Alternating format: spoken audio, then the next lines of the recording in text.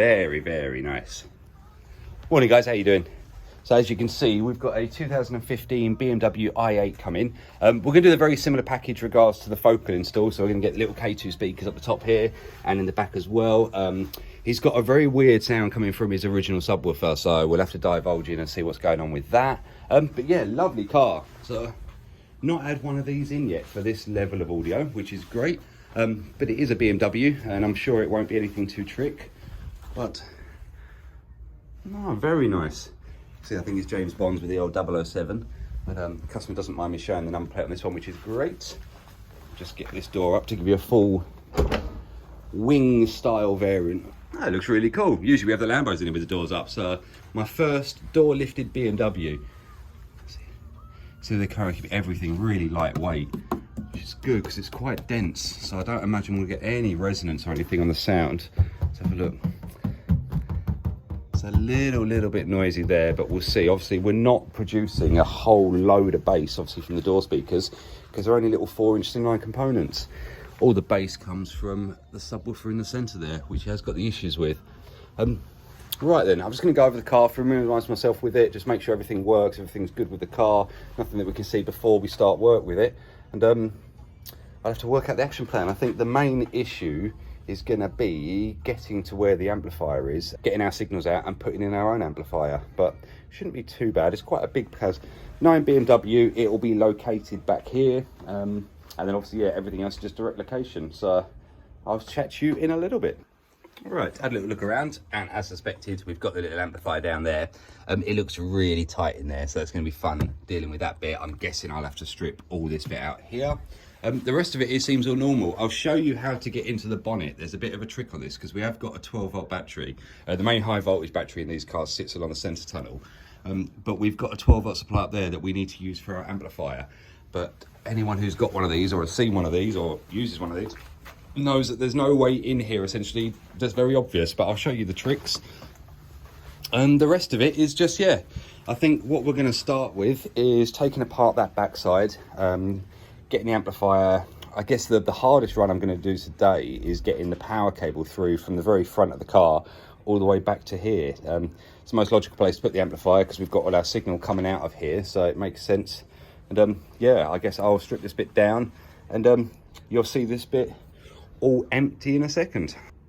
All right, there we go. It didn't take too long, to be fair. It was just a couple of panels down the side, and I think our new amplifier will sit lovely here, and we get some signal wires through for that. Bit of a fun one, so it seemed like a bit of a sealed off area, so all the cabling goes through those runs. So I'll have to imitate that and bring my power cable down through here, which isn't really a problem, and then obviously it will bounce along there and run back over to that side. But yeah, so far it's a bit of a pain, but not too bad at all. Right, it doesn't look like we've done much, but I've had to do a hell of a lot of wiring and that to get all the signals wired into there. But basically, we're now using that original amplifier down there to send us a signal through.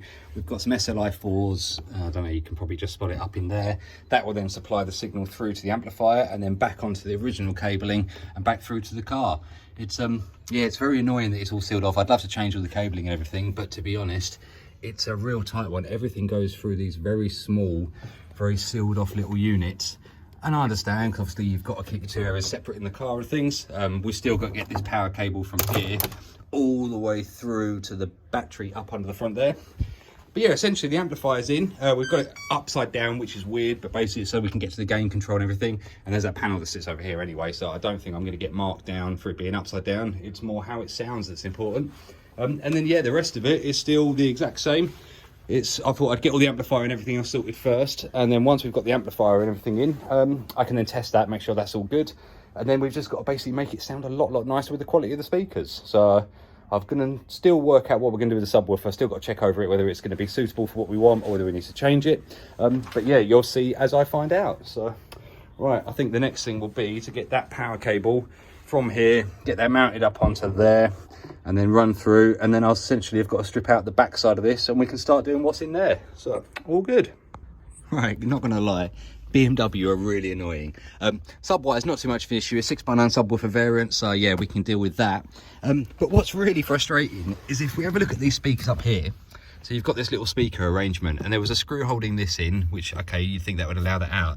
They've also got another screw, and I won't flex this too much because it will mark it, but I can feel there's another screw up the top there holding this on, which means I need to drop down the roof lining. I don't reckon I have to drop the whole thing down. I'm imagining I can just take off this. There's a little anchor point up in there with a screw. Take these down and just get this down enough so I can get up in there to release that screw. Because that's a real oversight by BMW. If they ever need to change the speakers, they have to drop the roof lining. But they know what they're doing. So, and then behind that, you may be able to see the light through that little gap. That's the hole that goes through that will take us into our speaker bit. So, right, let me get this roof lining down and get these speakers out of here. Right, after taking out a lot of these bits and pieces, we can see the speaker right down the end there. And I found the easiest way is to actually bring it through up over here. So obviously we'll just do the same job when we get it back in and just stand a BMW system so our new speakers will go in there lovely. I just have to cut this area out there so we can get the tweeter on it, and we're good to go. Right, we need to get into the bonnet now. And then I said earlier in the video, there's no bonnet catch. So it's a little weird one. What you have to do is behind these little covers, just pop that out, put that there. We've got little pull strings, and we've got one on each side. So you'll pull it, don't pull it too tough, but you'll feel a little click. And we'll go to the other side.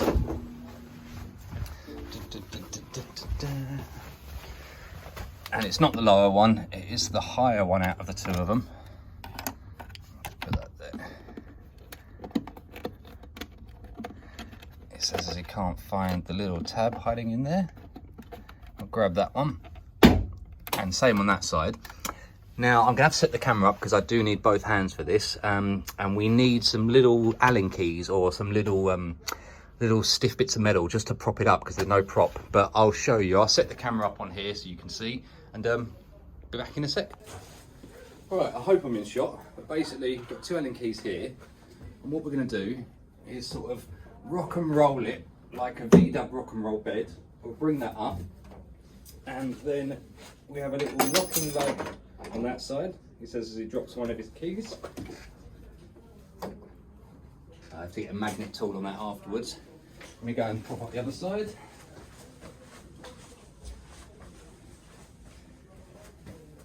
And we'll just lock this side in.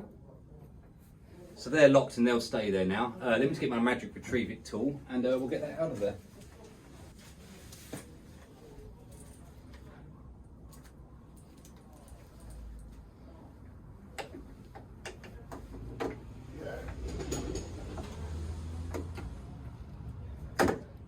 Where have you gone, you little bugger?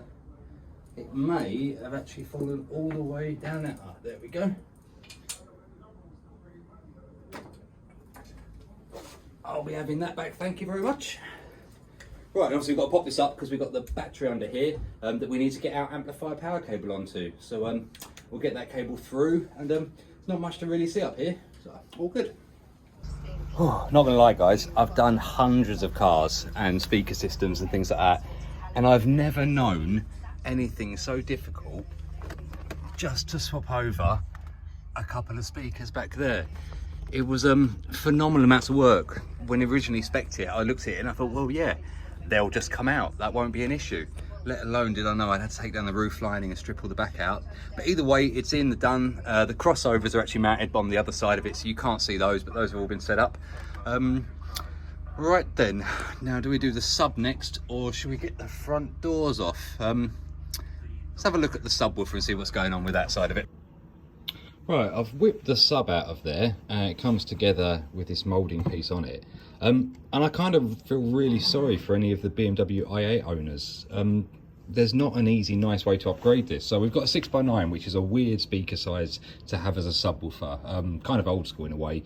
You will find things like this on Bentley Continental GTs and things, but they're not common, to be fair, and to find a single one is odd. So obviously, with the frame piece, it's okay, right, yeah, we'll just put another 6x9 in a base system, 6x9, and obviously go from there. But even the point of the grille actually lines up and locks into position on this means we have to use this plastic moulding piece.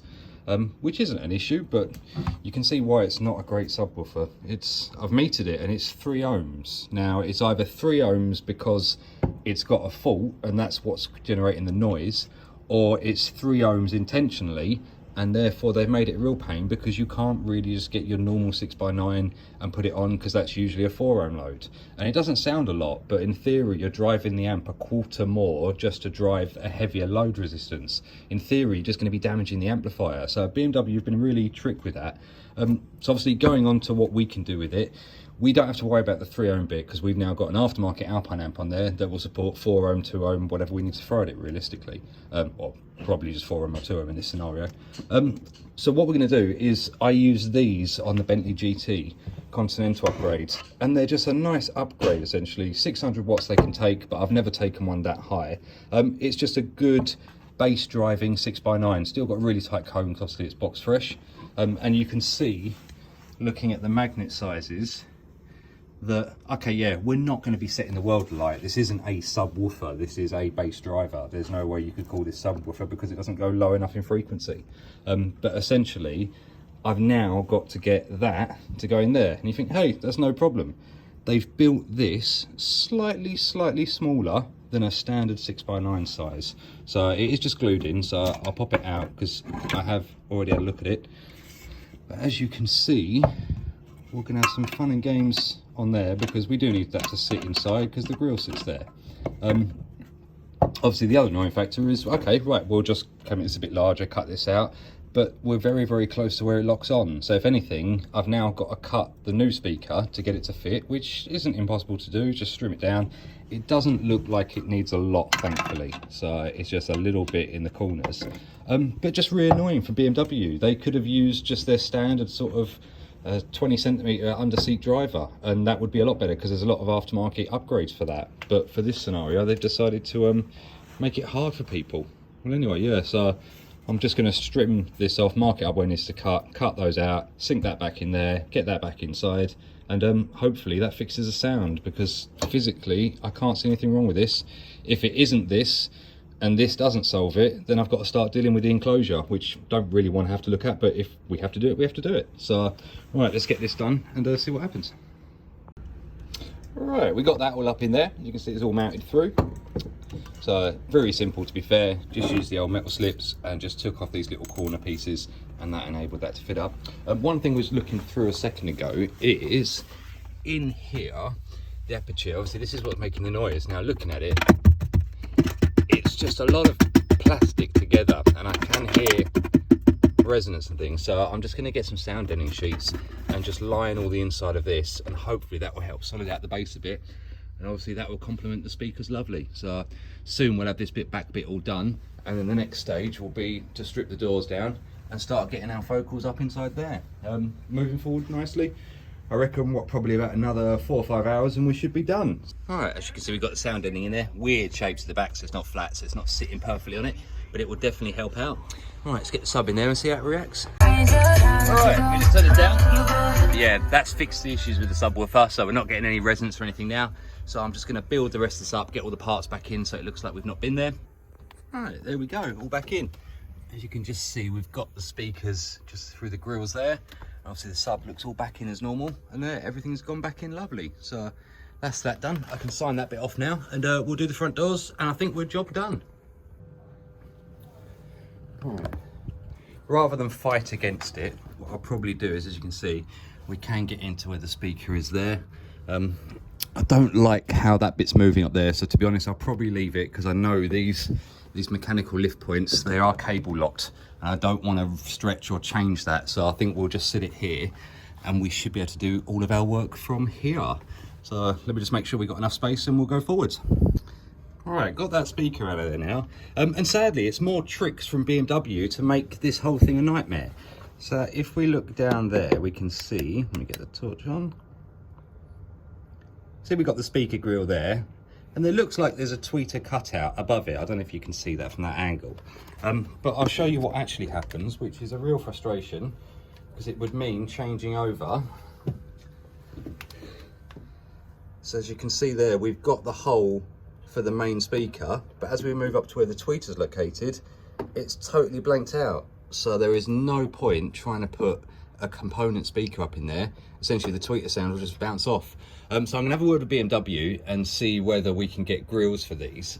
But looking at the way the grill has been manufactured inside here, it looks like you would have to pop all of these plastic worlds, these little bits that you can see here, all along. So you could then remove this foam to get to the back side of the grill, which, to be honest, that would be hours of work to melt them and reseat them. So it's a kind of a scenario where if you haven't got an upgraded sound system, it's kind of tough to put components in here. I think what we'll do is Blam make an awesome set of front door coaxial speaker, and we'll probably drop that in on a direct location. It's, yeah, a bit of fun and games, but I guess it's what will do best for the sound, because like I say, a tweeter behind a cover, you don't hear them, so there's no point doing that. So, right, we'll get the Blam in there and see how she reacts. Right, that's the original little BMW one with a small magnet, but I understand because we've got the doors, the glass that goes right behind it, so that's fine.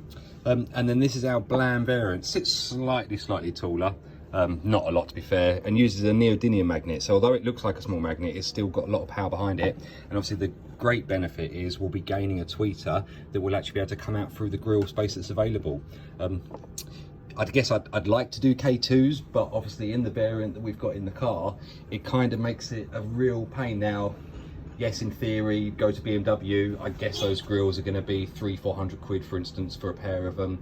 Then you're probably talking about another 3, maybe 4 hours work each side to strip those down. So it would cost the customer hundreds and hundreds of pounds more to gain a tweeter to move from that location to that location. Go for the Blam variants at the front here, which will still sound lovely. They're a lovely set of speakers, so no real issue. And we'll move forwards with that.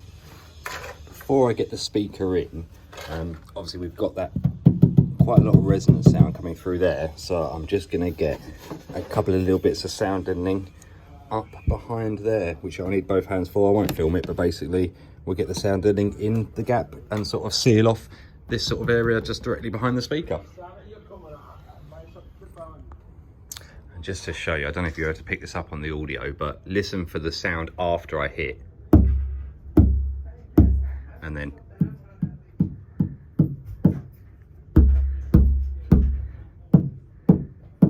so subtle difference, but will help out with the sound coming out in the car.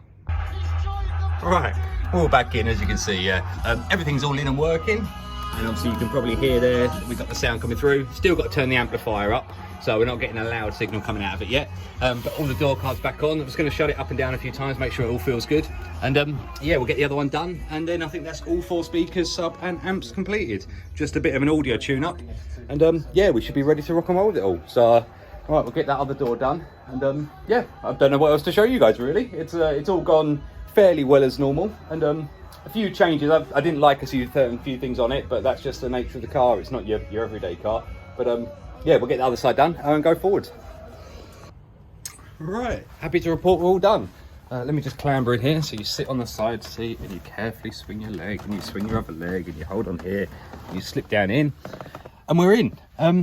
Yeah, as always guys, it looks the exact same. You may just be able to make out the focal speakers at the back there, and obviously audio wise, let's get it all. Okay, so that's giving us call and response. Much better now. She's also giving us call and response as well with her selection. Loads of clarity, loads of detail on that side of it. Nice place to be as always. Do like all the blue accent in. There is a lot of it. They must have got the inspiration from my fibre optic lights that I did many years ago. And I think you only saw him in the video quite recently. But yeah guys, so thank you very much. It's been a fun one. It's been different to what I wanted to, obviously with the sub being a 6x9 and the front doors having the grills the way they are, but it sounds lovely in here, so what else can you ask for? Amplifiers all smart up at the back, out of the way, all hidden in, and everything on the car is good. So hopefully if you liked it, leave us a like for it. Obviously if you want to subscribe, that's great. I think we've got a few new subscribers later, so thank you very much if you've added to the group. And yeah, I'll sort of, I'm not sure what we've got coming in next. There are some cool stuff coming through. It's kind of annoying because not everyone wants their car to be filmed, which I understand because it's their car and it's their choice. So although I say we get some really cool cars in, when they actually come into the shop, I don't get the opportunity to film, and the customers sort of like, can you just do the work and we don't need to YouTube it and stuff, which is fine, and I'll always respect the wishes of the customer. It's his car, and it's a benefit if I can, or sorry, say it's a bonus if I can do a YouTube video. But to be honest, yeah, it's a lot of work. I have to sit here, hold the cameras, and all this sort of stuff. So sometimes for some jobs it's a bit easier not to do the video. But yeah, as you can see, we're all ready to rock and roll, and I'll catch you on the next one.